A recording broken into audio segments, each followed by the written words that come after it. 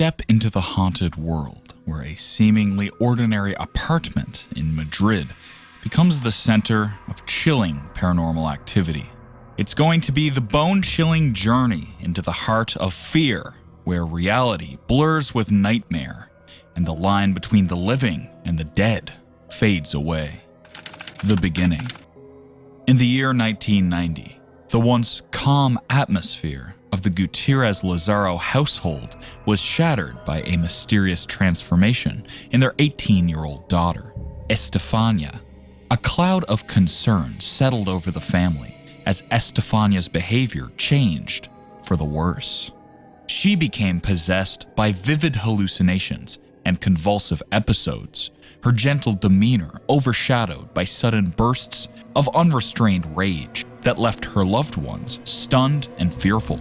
Shadows seemed to dance malevolently around her, haunting her every moment with their evil presence. Desperate for answers, the Gutiérrez Lázaro family set out on a relentless quest for medical help, seeking comfort and understanding from countless professionals. Yet, despite their earnest efforts, each consultation only served to deepen the mystery surrounding Estefanía's condition. By the summer of 1991, their suffering had reached a fever pitch, leading to Estefanía's admission to a prominent hospital in Madrid.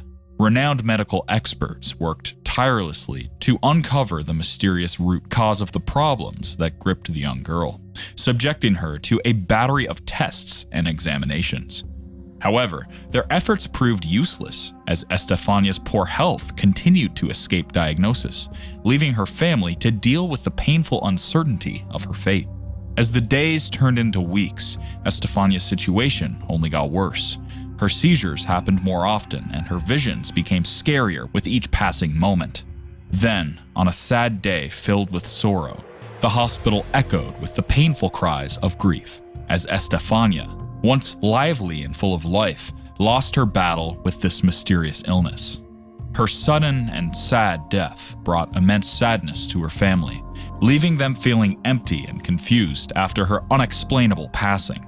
The examination done after Estefanía's death didn't bring much comfort to her sad family. It didn't give clear reasons for her unexpected death. And so, the unsettling story of the apartment on Cal Louis Marine 8 began.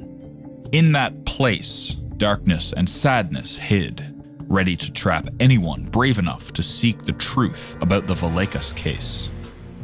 The possession. After Estefanía's sudden departure, the Gutiérrez Lázaro family found themselves not only deeply saddened by their loss, but also puzzled by her declining health and behavior. Their search for answers took a surprising turn when school authorities revealed something unexpected about Estefanía's recent activities. It turned out that Estefanías, along with some friends, had been involved in exploring the occult, having secretive sessions with a homemade Ouija board hidden in a field behind the school. The scene painted was one of youthful curiosity mixed with the temptation of the forbidden. Shaking hands hovering over a simple glass, trying to connect with unseen forces beyond the mortal world. The unplanned gathering took a dramatic twist when the glass, seemingly pushed by an unseen force, flew across the board with surprising strength, breaking into countless pieces upon hitting the surface. Their secret meeting was suddenly interrupted by the unexpected arrival of a nun, whose stern presence quickly put an end to their forbidden activities, tossing aside the board decisively. However, it wasn't just the broken pieces of the Ouija board that left a lasting impression on those present. Many recalled a terrifying encounter with a dense, swirling cloud of darkness that appeared mysteriously during the session, hovering menacingly over the board before taking a threatening shape that seemed to target Estefanías with ill intentions. For Estefanías, the Ouija board meant more than just a game. It symbolized a desperate longing to connect with the world beyond, driven by a strong desire to communicate with a departed friend. Sadly, she didn't foresee the serious consequences of her actions, leading her into a dangerous world of supernatural fear. Learning about Estefanía's involvement with the Ouija board raised doubts about the circumstances of her sudden death, hinting at the presence of a darker, more sinister force lurking in the background. And as the pieces of the puzzle came together, the true essence of the Vallecas case surfaced from the shadows, ready to entangle anyone brave enough to explore its chilling secrets. The haunting. After Estefania's heart-wrenching departure, the Gutiérrez Lázaro family found themselves thrown into a chilling whirlwind of strange occurrences. It all began with faint whispers, barely audible echoes of a voice calling out, drifting mysteriously from Estefania's bathroom, only to vanish when investigated, leaving the room in an unsettling silence. As if haunted by an invisible presence, Estefania's sanctuary became a battleground of chaos and confusion. Despite their efforts to keep things tidy, the family would often return to find their once orderly room in disarray, bedsheets thrown around, objects scattered across the floor as if moved by an unseen force, serving as a haunting reminder of forces beyond their understanding. But it was the whispers that turned into something darker, the sound of unseen claws scratching against the walls, the eerie laughter echoing from the ceiling above. With each passing day, these manifestations became more intense, escalating from eerie sounds to sorrowful cries, accompanied by loud bangs that seemed to shake the very foundation of the house. In a desperate attempt to hold back the advancing darkness, the family tried blocking doors with heavy furniture, hoping to stop the otherworldly intrusion. But their efforts were in vain as the unseen force, like an unleashed storm, easily broke through their defenses. Doors were thrown open with a force like a hurricane, causing furniture to crash to the ground. In a moment of deep horror, a photograph of a smiling Estefania was violently knocked down from its place, falling to the floor. As her mother tried to pick up the fallen picture, a chill swept through the room, freezing her in place as the very paper suddenly caught fire, burning the image of her beloved daughter before their eyes. Faced with such unexplainable terror, the Gutiérrez Lázaro family found themselves trapped in a nightmare with no apparent way out. Each strange occurrence served as a chilling reminder of the sinister forces that had taken hold within the walls of their once peaceful home. As the unsettling events in the Lázaro household grew more intense, a tangible sense of fear settled over the family, turning their once peaceful home into a place filled with dread and anxiety. What started as whispers and disorderly disturbances soon turned into something much darker, blurring the line between what could be seen and what could not, revealing glimpses of a darkness that defied rational understanding. One ominous night, the family's worst fears become a real threat. A malevolent presence, its form twisted and distorted, lurking in the shadows with a menacing aura. Estefania's sister, her voice shaking with fear, described the terrifying encounter that would haunt them for years to come. In the dim light filtering through their bedroom window, they watched in horror as the dark figure, contorted and strange, moved towards them with an unnatural determination. Its features were obscured by darkness, devoid of any human resemblance. No eyes, no mouth. Just an endless void that seemed to swallow all light.